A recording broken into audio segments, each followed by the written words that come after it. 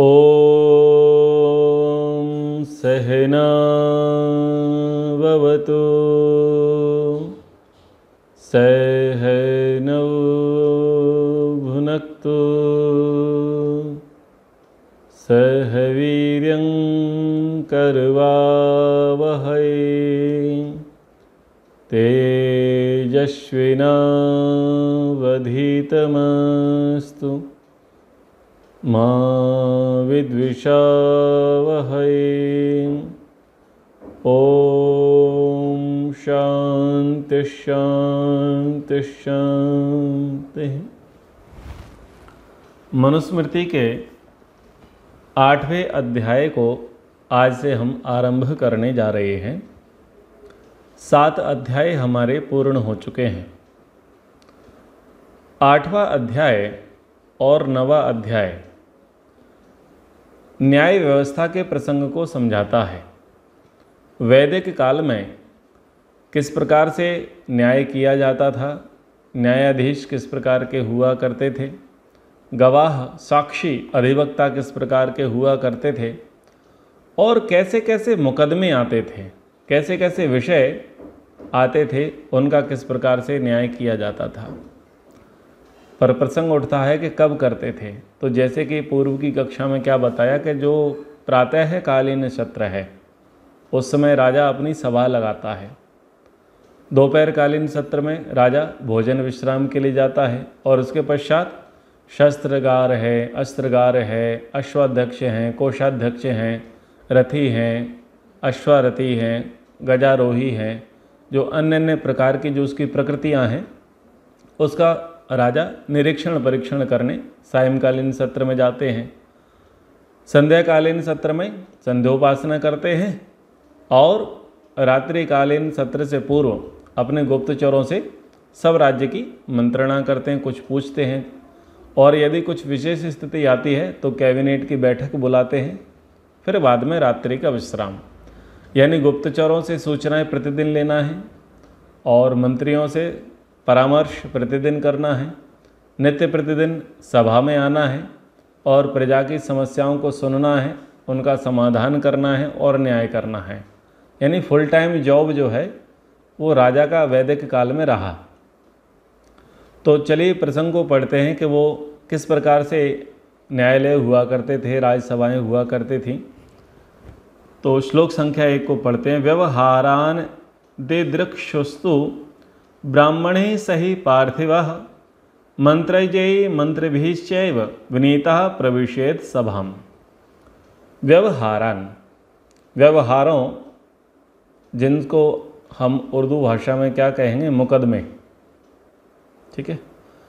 दिदृक्षु तु, देखने अर्थात निर्णय करने का इच्छुक, पार्थिवः राजा और न्यायाधीश, ब्राह्मणे ही न्याय विद्या के ज्ञाता विद्वानों, मंत्रज्ञ ही परामर्शदाताओं और मंत्री भी मंत्रियों के साथ, विनीतः विनीत भाव से सभाम प्रविशेत, सभा में यानी न्यायालय में प्रवेश करे। तो पहले श्लोक को समझिएगा।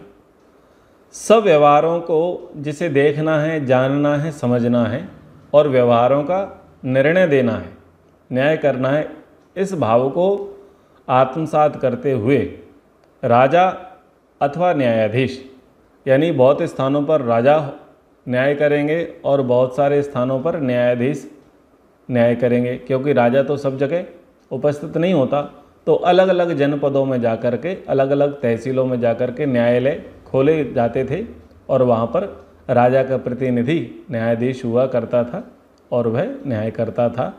तो ऐसी अभिलाषा को लिए, यानी व्यवहारों को सुनने के लिए और व्यवहारों को समझने और उनका निपटारा करने के भाव को ध्यान में रख करके राजा सभा में प्रवेश करता है। तो प्रवेश करता है तो किन किन के साथ प्रवेश करता है? तो सबसे पहले कहा ब्राह्मण ही। ब्राह्मणी का अर्थ है जो उस न्याय विद्या को जानते हैं, क्या दंड है, क्या न्याय है, क्या व्यवहार है, उसके विषय में जो जानकार लोग हैं, ऐसे लोगों के साथ। फिर कहा मंत्रज्ञ ही। अब एक तरफ मंत्री भी शब्द है, दूसरी तरफ मंत्रज्ञ ही शब्द है, जबकि दोनों का ही एक मूल अर्थ क्या निकल के आता है, जो मंत्रणा, मंत्र देने वाला, विचार देने वाला। तो यहाँ पर मंत्रजयी शब्द का अर्थ है परामर्शदाता। अलग अलग विषय आएंगे, अलग अलग व्यवहार आएंगे, अलग अलग प्रकार के मुकदमे आएंगे, अपील्स आएंगी, क्वेरीज आएंगी, समस्याएं आएंगी। तो उस समस्या के जो विशेषज्ञ होते हैं, ऐसे विशेषज्ञ परामर्शदाता लोग भी राजा के साथ और न्यायाधीश के साथ वहाँ पर रहते हैं। मंत्री भी और अन्य जो उसके साथी कैबिनेट के लोग हैं, मंत्री लोग हैं, वो भी आते हैं। राजा कैसा प्रवेश करेगा? विनीत सभाम प्रविशेत, विनीत भाव से, विनम्र भाव से सभा में प्रवेश करेगा। ये शब्द बड़ा विचित्र है और बहुत अच्छा है, विनीत स्वभाव से। यदि वादी और प्रतिवादी दोनों ही राजा के स्वरूप को देख करके डर गए तो क्या ही अपनी बात रखेंगे। अधिवक्ता अगर न्यायाधीश को देख करके डर जाए, ठीक है, कोई जो व्यक्ति है जिसके साथ अन्याय हुआ है वो राजा को देख करके डर जाए, हेजिटेशन अगर उसे हो, तो वो अपनी बातों को ठीक प्रकार से नहीं रख सकेगा। इसलिए जो उस समय बातचीत का व्यवहार सुगम हो सके, हर कोई व्यक्ति न्यायाधीश अथवा राजा के पास निसंकोच होकर के पहुंच सके और निडर से, निडरता के साथ, निर्भयता के साथ अपनी बात स्पष्ट रूप से राजा को कह सके। राजा, चूँकि राजा है, पदाधिकारी है, बड़ा व्यक्ति है, तो आवश्यक नहीं है कि जो सामने व्यक्ति है वो साहित्यिक शैली में या सही शब्दों में या कम समय में अपनी बातों को कह दे, संभव नहीं होता है। लेकिन फिर भी राजा को पेशेंस रखना चाहिए, ध्यान से सुने समझे व्यक्ति क्या कहना चाह रहा है। तो ऐसा विनीत स्वभाव हो, यानी जो अंडरस्टैंडिंग उतनी उसके अंदर होनी चाहिए, एटीट्यूड वाला ना हो, अहंकारी ना हो, तो विनीत स्वभाव वाला राजा होना चाहिए। यजुर्वेद में कहा, श्रुति श्रुतकर्ण वहिनी भी देवैरग्ने सयावभि आसीदंतु वर्हिषि मित्रो अर्यमा प्रातर्यावाणो अध्वरम। इसके भावार्थ में कहा, श्रुतकर्ण, प्रार्थी के वचन को सुनने वाले कानों से युक्त राजा और न्यायाधीश कैसा हो? श्रुतकर्ण हो। यानी कान किस लिए दिए भगवान ने? सुनने के लिए दिए हैं। सभा में क्यों बैठे हो? सुनने के लिए। तो सामने वाले की सुनो, ऐसी मानसिकता लेकर के आओ कि मुझे सुनना है। ऐसा नहीं कि नहीं मैं सुनूंगा नहीं, मैं केवल बोलूंगा, न्याय करूंगा। सुनने का स्वभाव, सुनने का स्वभाव होगा तो क्या होगा? वो व्यक्ति चाहे आपकी जाति का हो, आज की भाषा में, चाहे आपकी जाति का ना हो, ठीक है, चाहे वो आपके धर्म को मानने वाला हो या आपके धर्म को ना मानने वाला हो, चाहे उस व्यक्ति के साथ आपका राग हो, चाहे उस व्यक्ति के साथ आपका द्वेष हो। होता क्या होता है, जब राग की स्थिति होती है, जातिगत संबंध होते हैं, अपनत्व होता है, तो उसको अधिक समय दिया जाता है। जिससे जातिगत संबंध नहीं है, भाषागत संबंध नहीं है, ठीक है, अपनी विचारधारा वाला नहीं है, विपरीत विचारधारा वाला है, तो उस व्यक्ति की बातों को सुना नहीं जाता, अवॉइड किया जाता है, हल्के में लिया जाता है।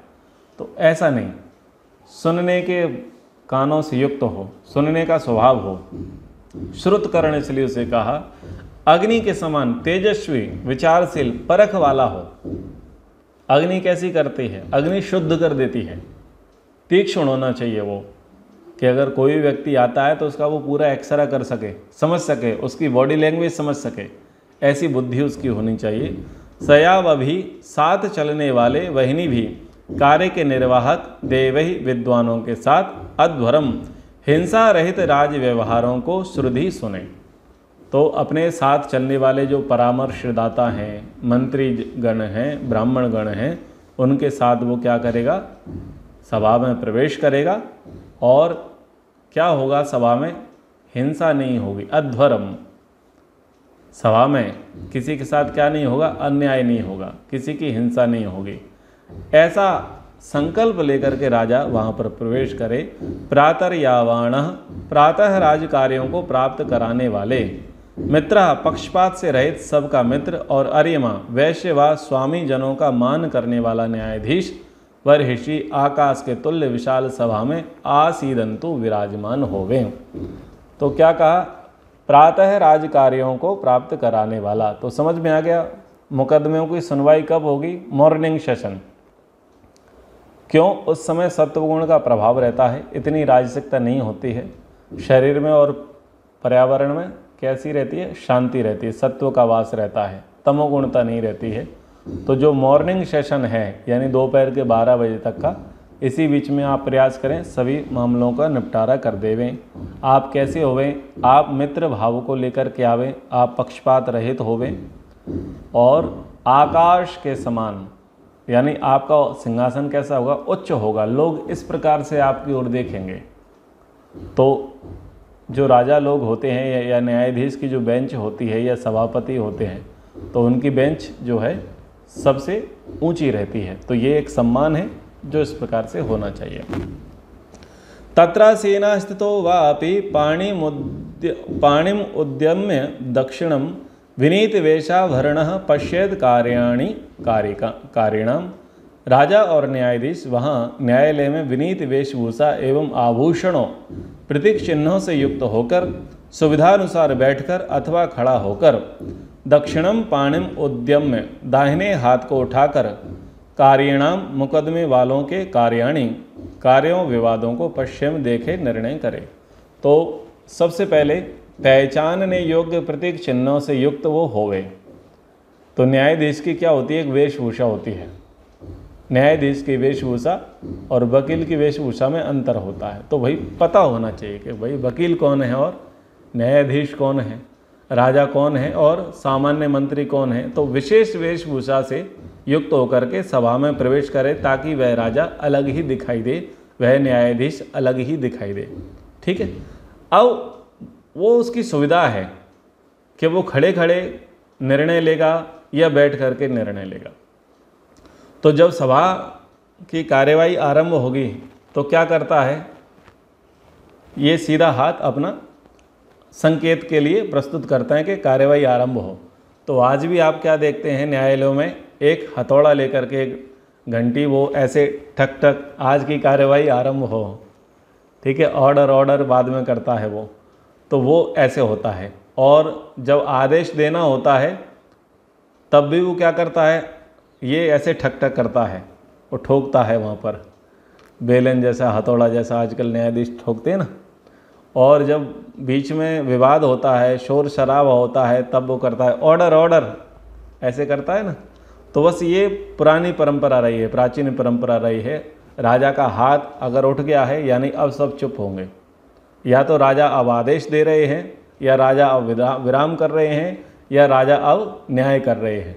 तो ये उसका प्रतीक चिन्ह होता था, वो सीधे हाथ को उठाते थे। तो ये परंपरा आज भी चली आ रही है।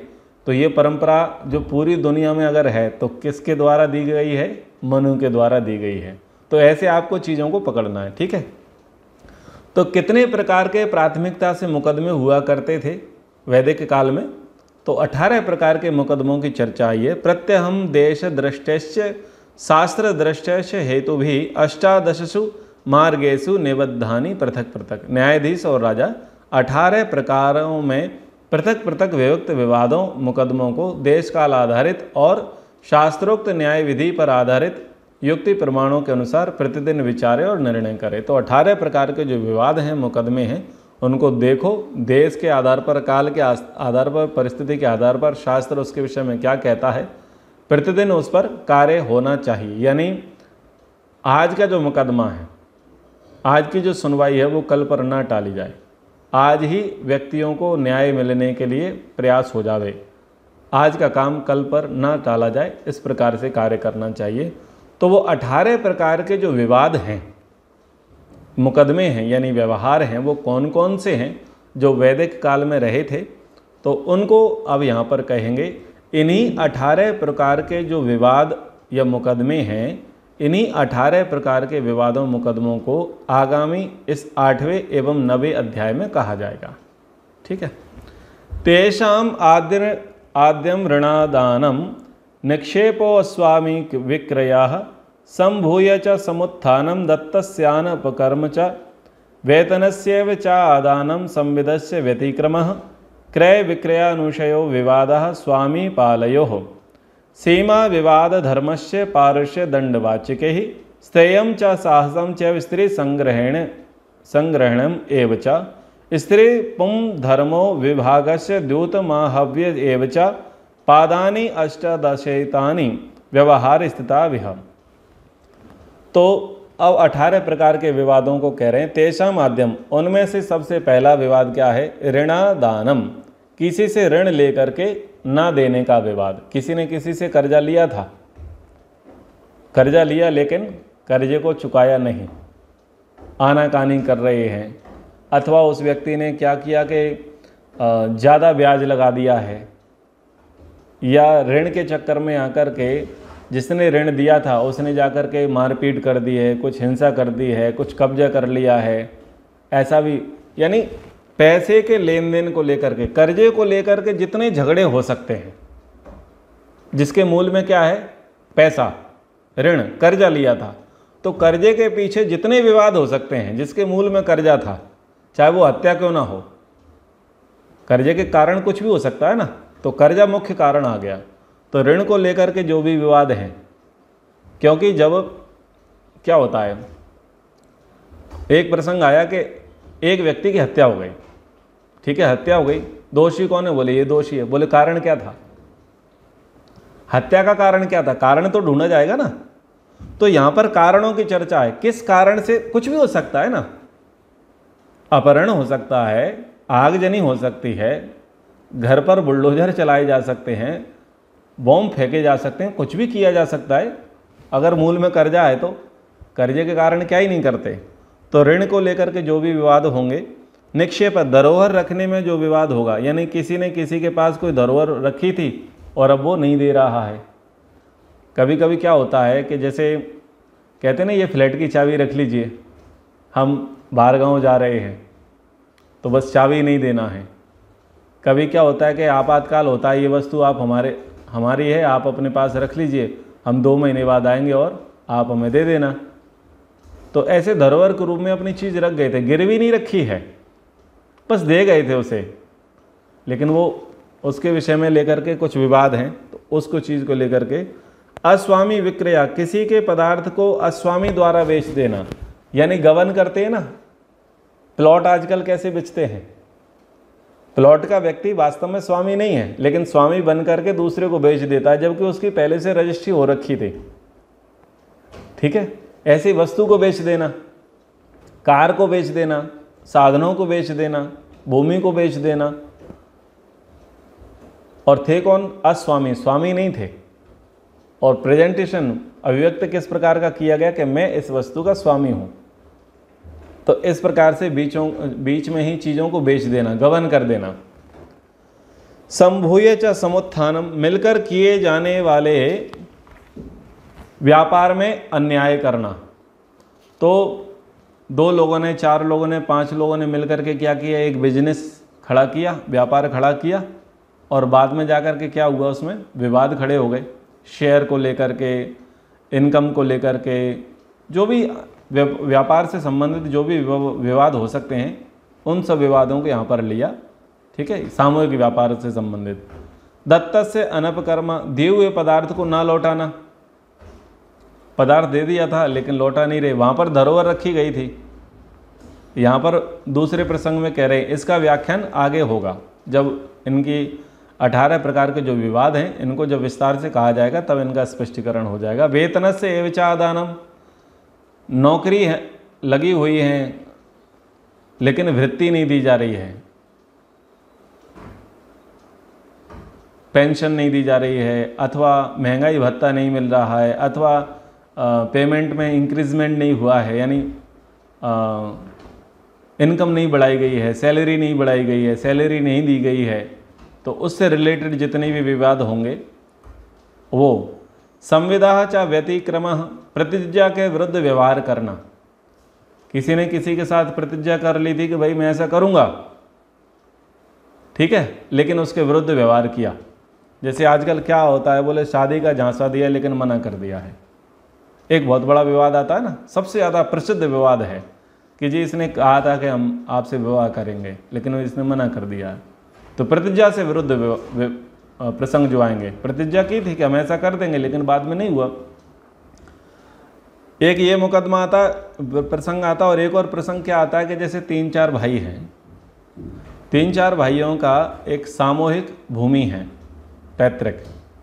2 में से 2 भाइयों ने तो क्या किया, अपनी पृथक से रजिस्ट्री करा ली है, अपने नाम करा लिया है, और 2 का नहीं हुआ है। तो एक ने क्या कहा कि भैया जब तू बेचे या जब तुझे रजिस्ट्री करानी हो तो तू मुझे बता देना, मैं कभी भी हाजिर हो जाऊंगा।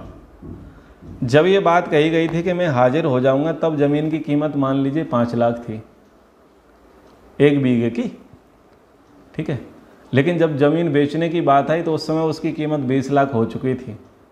तो अब प्रतिज्ञा जो की थी वो उसके पीछे नहीं रहा, प्रतिज्ञा भंग कर दी, लोभ लालच आ गया।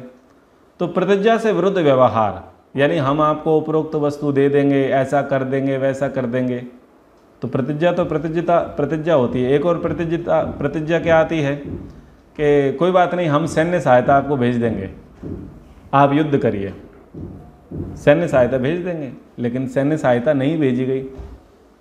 तो ऐसी प्रतिज्ञा। क्रय विक्रय अनुशय, तो लेन देन को लेकर के जो झगड़ा है, खरीदारी की गई है या बिकवाली की गई है, बेचा गया है, खरीदा गया है, तो उपभोक्ता का जो प्रसंग है वो इसमें आ जाएगा, क्रय विक्रय।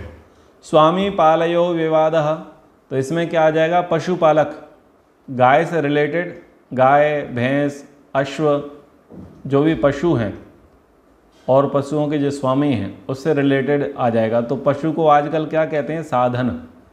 पहले भी पशु को साधन कहते थे। तो जो भी आपके जो वाहन हैं वो वाहन भी इस पशु के अंतर्गत आ जाएंगे।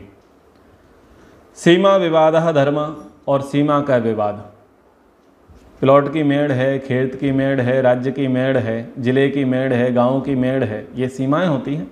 तो सीमाओं को लेकर के विवाद है, उसका निपटारा। पार्श्व दंडवाचके, किसी को कठोर बोल देना या कठोर दंड दे देना, तो उसमें क्या बोलते हैं, कठोर बोल देते हैं तो आजकल कहते हैं ना मानहानि। आपने कठोर वचनों का प्रयोग किया, गलत बातें कही, इससे हम आहत हुए तो हम आप पर मानहानि का मुकदमा करते हैं, आजकल चल पड़ा है। स्तेयम, चोरी करना, सभी प्रकार की चोरियों का इसमें आएगा। साहसम, किसी के साथ बलात् व्यवहार करना, जबरदस्ती जिसे कहते हैं, साहस यानी जबरदस्ती किसी के साथ करना। दबंगे जिसे कहते हैं, दबंगई लोग, दबंगई काम करते हैं ना लोग, दबंग होते हैं और किसी का घर खाली करा दिया जबरदस्ती, किसी के घर में घुस गए, खेत में घुस गए, बहुत सारे प्रसंग आते हैं। शॉप में घुस गए हैं और मनमाना आचरण कर रहे हैं। स्त्री संग्रहणम एवच, किसी स्त्री के साथ छेड़छाड़, व्यभिचार, यानी जो बलात्कार से रिलेटेड सारा प्रसंग है, अपहरण है, सारी चीज़ें हैं, वो इसमें आ जाएगा। स्त्रीपम धर्म, विवाहित स्त्री और पुरुष के धर्म में व्यतिक्रम होना, यानी ये व्यतिक्रम प्रसंग है व्यभिचार को लेकर के, स्त्री का व्यभिचारी हो जाना, पुरुष का व्यभिचारी हो जाना, और अपने पारिवारिक गृहस्थ धर्म का पालन ना करना, ये प्रसंग इसमें आएगा। विभागा, यानी ये दाय भाग, संपत्ति का बंटवारा प्रसंग है ये। विभागा, दाय भाग, यानी माता पिता की संपत्ति का उत्तराधिकारी कौन होगा, पत्नी की संपत्ति का उत्तराधिकारी कौन होगा, ये सारा प्रसंग आएगा। द्यूतम आहव्य एवच, और जितना भी जो सट्टा है, जुआ है, बैट लगाना है, जड़ पदार्थ का या चेतन पदार्थ का, वो सारा प्रसंग जुए से रिलेटेड सारा इसमें आ जाएगा। अष्टादश एतानि, 18 प्रकार के ये व्यवहार स्थितौ पदानि, परस्पर के व्यवहारों में होने वाले विवाद के ये स्थान हैं, यानी ये विवाद के कारण है, 18 विवाद के ये स्थान हैं। उस समय उन्होंने 19वां कारण नहीं ढूंढा, यानी इनको कारण पकड़ा है, ठीक है। जो मुख्य रूप से लड़ाइयाँ हुई उसके लिए एक उर्दू में शब्द प्रयोग किया गया, जर जोरू जमीन। जर जोरू जमीन, बोले सबसे ज़्यादा विवाद का कारण बस ये 3 है, जर है, जोरू है और ज़मीन है। तो जोरू का मतलब था स्त्री, जमीन का मतलब तो ज़मीन है ही, और जर यानी संपत्ति। तो इन्होंने 18 विवाद के स्थान माने हैं उस समय। अब इसके विषय में कह रहे हैं, एषु स्थानेषु भूयिष्ठम विवादम चरताम निर्णाम धर्म शाश्वतम आश्रित्य कुर्यात कार्यवि निर्णयम। न्यायाधीश राजा इन 18 व्यवहारों में भूयिष्ठम विवाद चरताम निर्णाम, बहुत से विवाद करने वाले पुरुषों के कार्यवि निर्णयम, विवादों का निर्णय शाश्वतम धर्मम आश्रित, सनातन न्याय विधि का आश्रय करके किया करे। तो सनातन न्याय विधि, सनातन का मतलब जो सदा से चला आए। 18 प्रकार के विवाद हैं, 18 प्रकार के विवाद भी सनातन हैं। लोग हैं, संसार है, राग द्वेष है, तो विवाद तो होंगे ही। तो इन विवादों का निर्णय भी सनातन ही होगा। सनातन मतलब वो निर्णय नहीं बदलेंगे, मुकदमे नहीं बदलेंगे, जो दंड है दंड नहीं बदलेंगे। जैसा दंड चला आ रहा है वैसा ही दंड चलेगा। कंडीशन अप्लाई, शूद्र करेगा तो कितना दंड भोगेगा और ब्राह्मण करेगा तो कितना दंड भोगेगा। ये सारी पहले से मापदंड किए हुए हैं। यदा स्वयं न कुर्यात् तो नृपति कार्यदर्शनम तदा नियुंज्यात विद्वांसम ब्राह्मणम कार्यदर्शने। जब कभी रुग्णता आदि विशेष कारण से अथवा कार्य की अधिकता के कारण नृपति राजा स्वयं कार्यदर्शनम खुद व्यवहारों का निरीक्षण एवं निर्णय न कुर्यात न कर सके, तब ब्राह्मणम विद्वांसम धार्मिक वेदवेत्ता विद्वान यानी न्यायाधीश को कार्यदर्शने नियोजितो व्यवहारों के निरीक्षण एवं निर्णय के लिए नियुक्त कर देवे। तो राजा अगर छोटे भूखंड का राजा है तब तो अकेला राजा ही सबका निपटारा करेगा, परंतु राजा एक बहुत बड़े भूखंड का स्वामी है और उसके राज्य में जो जनसंख्या है वो पर्याप्त है, तो अकेले राजा से क्या होगा, सबका निपटारा हो नहीं पाएगा। समय कम है, प्रातःकालीन सत्र में सबका निपटारा करना है, तो फिर क्या होगा, अलग अलग विभाग बनाए जाएंगे। और यहाँ पर सुप्रीम कोर्ट की भी चर्चा है। जो सुप्रीम कोर्ट के जो न्यायाधीश होंगे वो 3 न्यायाधीश होंगे और चौथा राजा होगा। तो आज भी सुप्रीम कोर्ट में न्यायाधीशों की बेंच बैठती है, 3 न्यायाधीशों की बेंच बैठती है। तो वो मुख्य न्यायाधीश हैं, वो राजा के अंतर्गत रहेंगे और अन्य अन्य क्षेत्रों में, अन्य अन्य जनपदों में, नगरों में अलग अलग न्यायाधीशों की नियुक्ति की जाएगी। वो न्यायाधीश कैसे होंगे, ब्राह्मण होंगे। ब्राह्मण से मतलब उस विद्या के जानकार, वेदविद्ता होंगे, धार्मिक होंगे, न्याय व्यवस्था को जानने वाले होंगे। तो इस प्रकार के लोग होंगे, वो सब न्याय करेंगे ताकि सब जनता को न्याय मिल जावे। ऐसा ना हो कि जनता को न्याय के लिए सुबह से निकलेंगे और शाम तक वो राजा के पास पहुँचें, तो सब लोग ऐसे राजा के पास आने लग जाएंगे तो राजा को तो अवकाश मिलेगा नहीं। 24 घंटे उसे सभा लगानी पड़ेगी, तब भी उसके मुकदमे नहीं पूरे होंगे। इसलिए कहा कि आप जगह जगह जा करके न्यायालय खोलें। तो आज देखते हैं कि तहसील लेवल पर भी हमारे यहाँ न्यायालय हैं, जिले लेवल पर भी हैं, संभाग लेवल पर भी हैं, फिर राज्य के लेवल पर हैं, फिर सब राज्यों का, सब देशों का एक जो मुख्य राजधानी है दिल्ली, वहाँ पर एक सुप्रीम कोर्ट है। तो ये क्रम से जो न्याय व्यवस्था आज आप देख रहे हैं ये भी मनु प्रोक्त है। ठीक है। सो अस्य कार्याणि संपश्येत संभैरैव त्रिभिर्वृतः सभाम एव प्रविश्याम अग्र्याम आसीनः स्थित एव वा। व्यय न्यायाधीश 3 अन्य सभा के विशेषज्ञ विद्वान सदस्यों के साथ अग्र्याम सभाम प्रवेश्य सर्वोच्च न्याय सभा में प्रवेश करके आसीनः व स्थित एव बैठकर अथवा खड़ा होकर अस्य कार्याणि संपश्येत राजा के द्वारा विचारणीय विवादों को न्याय अनुसार भली भांति प्रकार से देखे। तो 3 न्यायाधीश जो हैं वो राजा के साथ मिलकर के जाएं, चौथा राजा हो जाएगा तो 4 न्यायाधीश हो जाएंगे, अथवा राजा की अनुपस्थिति में ये 3 न्यायाधीश जाकर के मुकदमों को देखेंगे। जब व्यक्ति को लगता है कि मेरी बात सुप्रीम कोर्ट में भी नहीं सुनी जा रही है, तो अंत में व्यक्ति किसके पास आता है, राष्ट्रपति के पास आता है हमारी भारतीय व्यवस्था के अनुसार। तो राष्ट्रपति कौन है, राष्ट्रपति को यहाँ पर कहेंगे राजा। ठीक है, इस प्रकार से। तो अब ब्रह्म सभा यानी न्याय सभा कैसी है, न्याय परिषद कैसी है, उसके विषय में बता रहे हैं। यस्मिन् देशे निषिदन्ति विप्रा वेद विदस्त्रयः राजश्चाधिकृतो विद्वान ब्रह्मणस्तांग सभां विदुः। जिस देश में न्याय सभा, जिस देश में वेद के वेत्ता 3 विद्वान न्याय करने के लिए बैठते हैं और राजा द्वारा नियुक्त उस विषय का एक विशेषज्ञ, उस 4 न्यायाधीशों की सभा को आप न्याय सभा कह सकते हैं। तो न्याय सभा में वेद के वेत्ता विद्वान होंगे, न्याय करने के लिए वो बैठेंगे, और चौथा राजा होगा, जैसा कि पूर्व में कहा था। तो ऐसे 4 लोगों की एक बेंच बन जाएगी। धर्मो विध्वस्तु अधर्मेण सभम यत्रोपतिष्ठते शल्यम चास्य न कृतंति विद्वांस तत्र सभासद।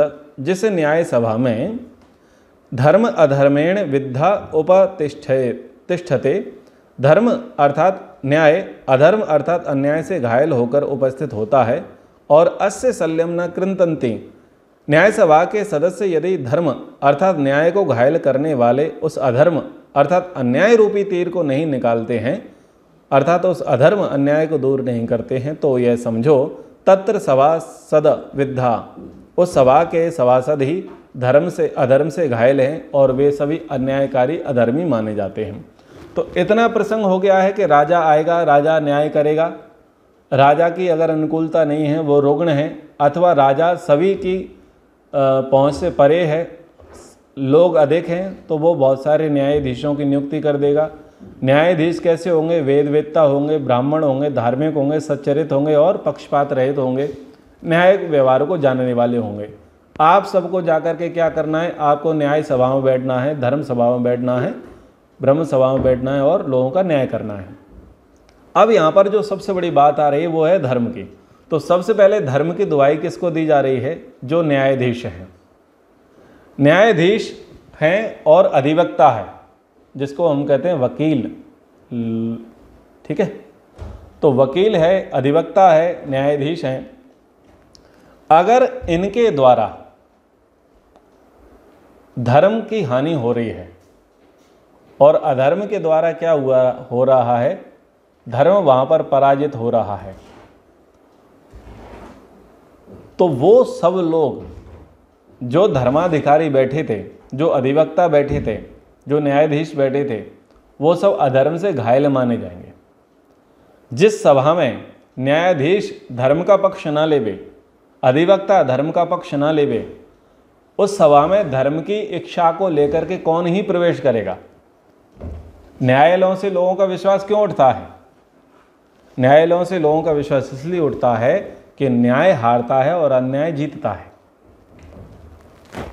मेरी बैच में मैंने उपनिषद पढ़ाए थे अभी 1.5-2 वर्ष पूर्व, तो 8 लोगों का बैच था।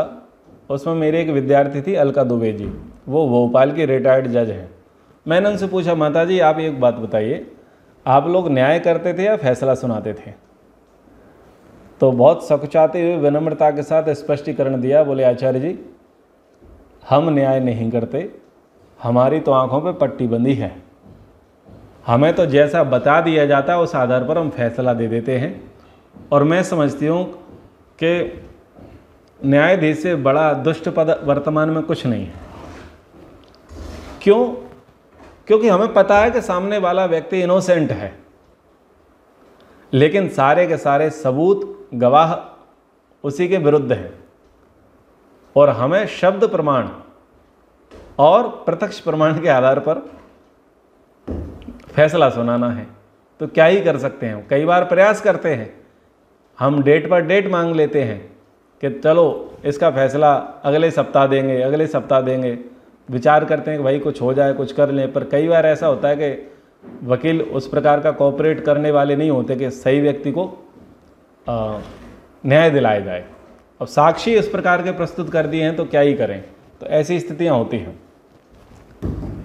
कई धार्मिक मजिस्ट्रेट ऐसे रहे जिनको पता चला कि मैंने निर्दोष को सजा दे दी है, उन्होंने उसी दिन से वकालत छोड़ दी थी, मतलब न्यायाधीश का पद उन्होंने त्याग दिया था। बोले ये क्या कर दिया, मैंने तो अधर्म कर दिया। तो यहाँ पर धर्म की प्रधानता है। अब न्यायाधीश जो व्यक्ति बना है, आवश्यक नहीं है वो कानून की पढ़ाई पढ़े। केवल आपने LLM कर लिया, LLB कर लिया, सीजे की तैयारी कर लिया, आपने सिविल जज बन गए, आपने 20-25 वर्ष तक आपने प्रैक्टिस कर ली, आप न्यायाधीश बन गए। न्यायाधीश बनने मात्र से बात नहीं बनती। शास्त्र कहता है धर्म को जानने वाला हो, धर्म को जानने वाला हो। यदि आपके अंदर धार्मिकता नहीं है तो आप क्या ही न्याय करोगे? फैसला तो सभी सुना सकते हैं साक्ष्यों के आधार पर, न्यायाधीश क्यों है? अब न्यायाधीश ही शराबी, कबाबी हों, व्यभिचारी होवें, मांसाहारी होवें तो फिर बताओ कैसे न्याय व्यवस्था चलेंगी, कैसे न्यायालय चलेंगे। लिखा रहता है न्यायाधीश महोदय और बाहर लिखा रहता है न्यायालय, जबकि ये जो शब्द हैं इन शब्दों के अनुसार वैसा व्यवहार, वैसे अर्थ की सिद्धि होती नहीं है। तो न्यायाधीश के स्थान पर फैसला देने वाला, ऐसा फैसला शब्द आना चाहिए, फैसला, न्याय नहीं आना चाहिए, फैसला। फैसला कर रहे हो तुम, तो न्याय थोड़ी कर रहे हो।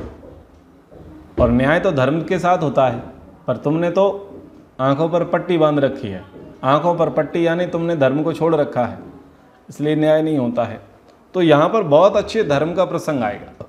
धर्म का उपदेश अब यहाँ से आरंभ होगा, न्यायाधीश के लिए आरंभ होगा, अधिवक्ताओं के लिए, और जो साक्षी होंगे जिनको हम कहते हैं गवाह, उन गवाहों के लिए, सबके लिए, और सभी सभासद जो उस न्याय सभा में बैठे होंगे उन सब के लिए किसकी दुहाई दी जाएगी?